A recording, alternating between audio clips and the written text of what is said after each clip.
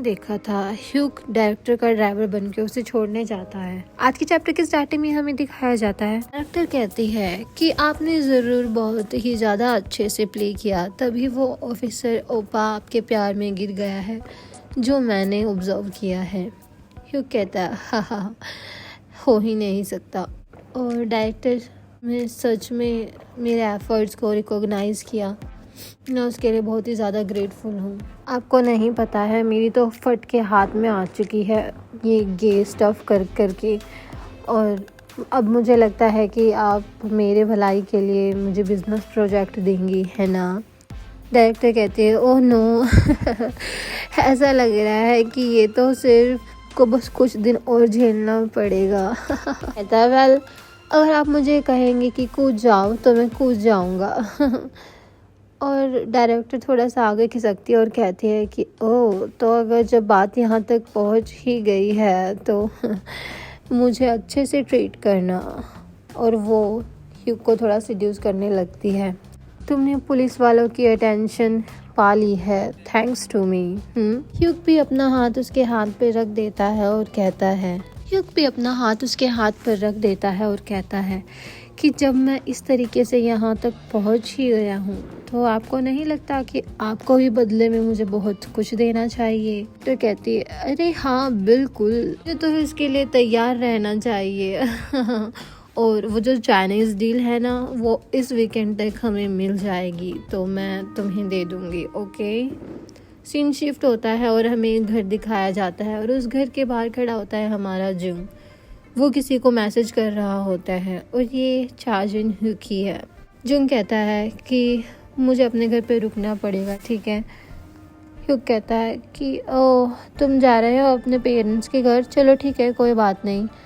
और वो आज सुबह भेजता है गुड मॉर्निंग। तो वो वही देख रहा होता है और सोचता है कुछ, पर वो अपना फ़ोन बंद कर देता है और फ़ोन अंदर रखते हुए दरवाजे की घंटी बजाता है। अंदर से आवाज़ आती है कौन है।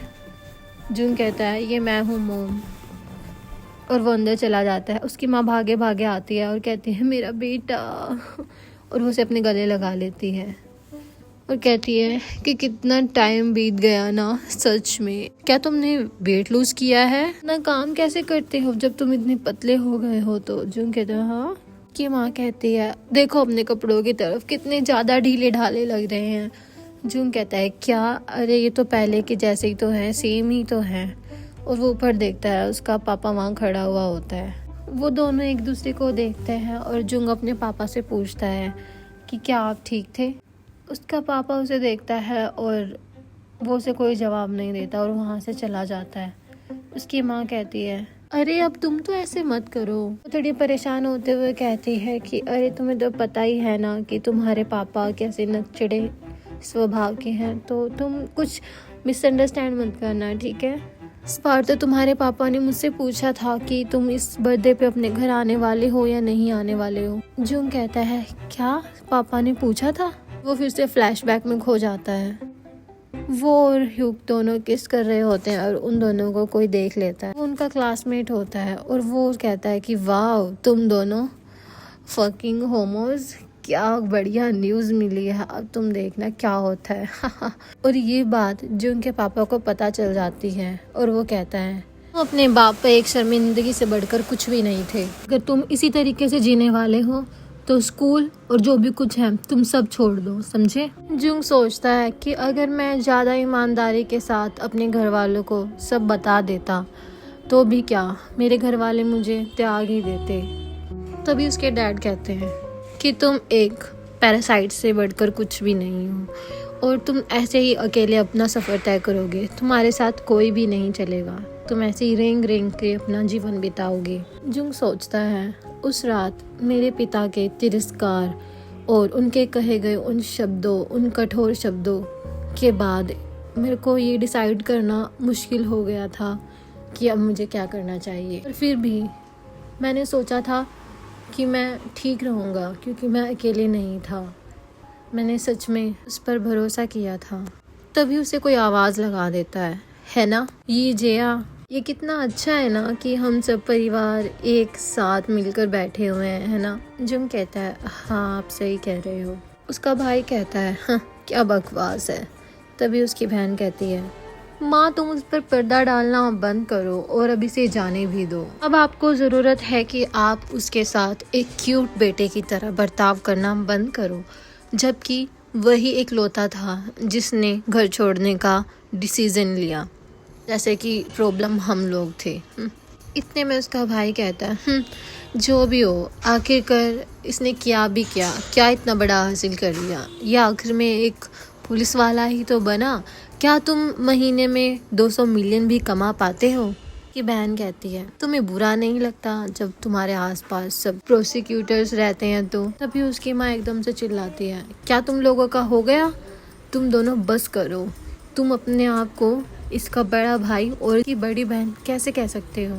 इतने में जून को गुस्सा आ जाता है और वो अपना ग्लास टेबल पर पटकते हुए कहता है, कोई बात नहीं, ऐसा नहीं है कि इन्होंने कुछ भी गलत कहा हो, और हाँ, मैं भी एक चीज़ के लिए बहुत ज़्यादा क्यूरियस हूँ। और वो अपने पिता की तरफ देखता है और कहता है, डैड आपने क्यों मुझे कॉल करके यहाँ पर बुलवाया था? जून के पिता कहते हैं, पानी, और उसकी माँ उसका ग्लास पानी से भर देती है। 2 मिनट के लिए वहाँ पे शांति छा जाती है।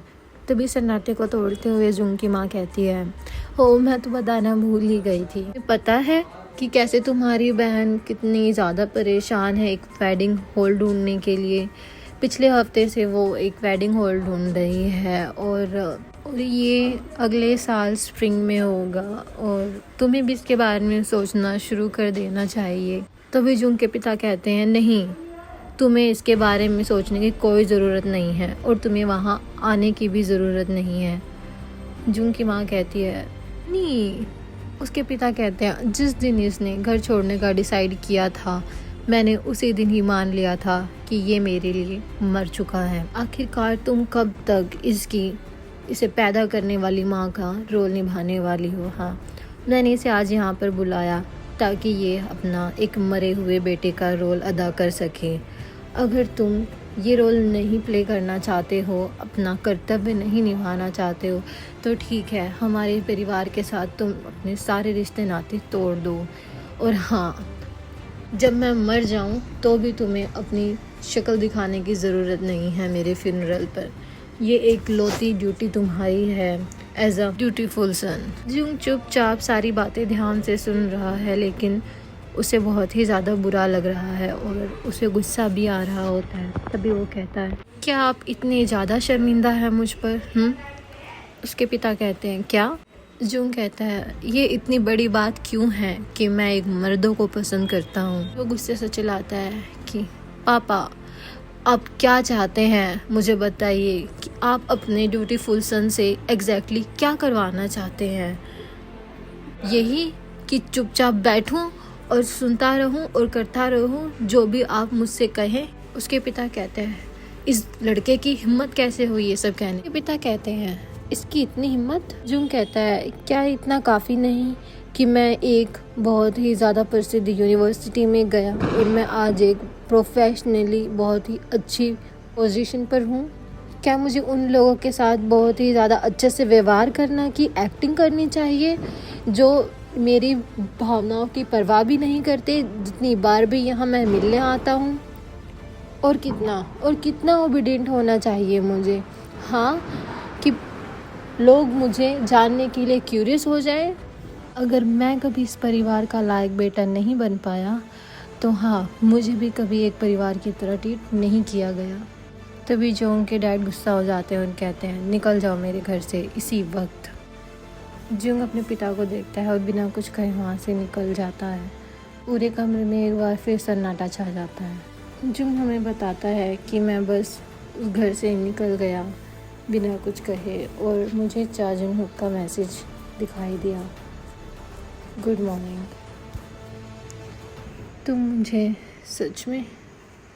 तुम मेरे साथ ये क्यों कर रहे हो?